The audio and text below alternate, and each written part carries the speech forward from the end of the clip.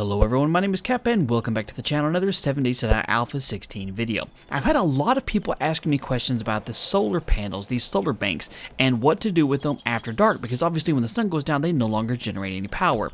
They generate power based on how many solar cells you have in there. Like currently this one can output 68 watts of power.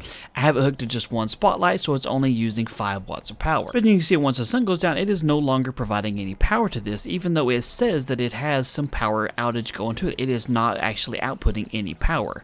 That's just the way it works. Now normal solar cells of course have a battery to go with it, a generator basically, and all the energy it extracts from the sun during the day it stores in the battery so that overnight it uses those batteries. But in this game of course it doesn't necessarily work that way. So the way you would properly wire this in to get it to work is you would use your solar banks and then would use a battery bank with something just as simple as one lead car battery in it, and that will give you enough for like 30 watts of power.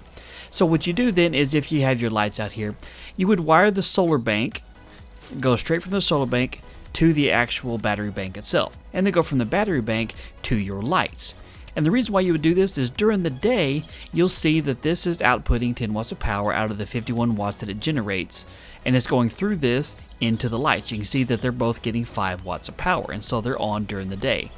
And even though this is on, it's generating 0 watts of power. But fast forward again to nighttime and you'll see that the solar panels are still generating power like the other one is, but it's actually, these are lit up because the battery is now outputting power. And so it didn't store any energy from the solar cells like a normal battery bank would, but this will kick in when the sun goes down and take over controlling the lights, and then when the sun comes back on again, you'll see that it's no longer generating power. It still has it there, but all the power is coming from the solar cells. So this is how you would wire it in to be able to have it as a backup. Have all your solar panels generating the energy during the day and have it run through a battery bank or a generator bank if you wanted to go with the small engines for more power. And then during the nighttime when the solar cells kick off, the generators themselves, the battery banks, will kick in and will work to highlight, or it will work to power everything you need it to work with. And the same thing will work with things like traps. You remember in one of the videos I showed you that had the solar banks wired directly to the turrets? But I changed that up because obviously it's not going to work after dark. So what I did was I wired in the solar panel going to the battery bank, which I have just a single battery in it, and I have it turned on so it's generating 27 watts of power. But as you can see, the turrets only have to have 15. So then I have it wired from the battery bank to the turret itself, so that even when it's nighttime you can see that the turret is still getting power. The solar bank is no longer generating any power for this thing, but the battery bank will kick in overnight and will power the turrets just the same. So there you have it. Hopefully this will clear up a little bit of confusion for people about how it actually works. So yes, you will want to run the solar banks into a battery bank or a generator bank, but it's not storing the energy there. You'll still have to make sure you put in a battery or a small engine depending on which generator you're using. But then once the solar cells kick off at night, the generator itself will kick in and power everything that you need it to.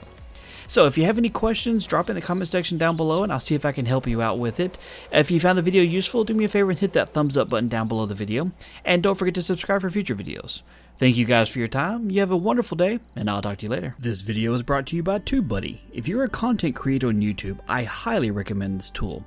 TubeBuddy is a free browser plugin that works directly with your YouTube page, so you don't even have to leave your channel dashboard to use it, and will completely transform how you manage your channel, such as tag rankings to see where your tags rank, and even suggest new ones to improve search results.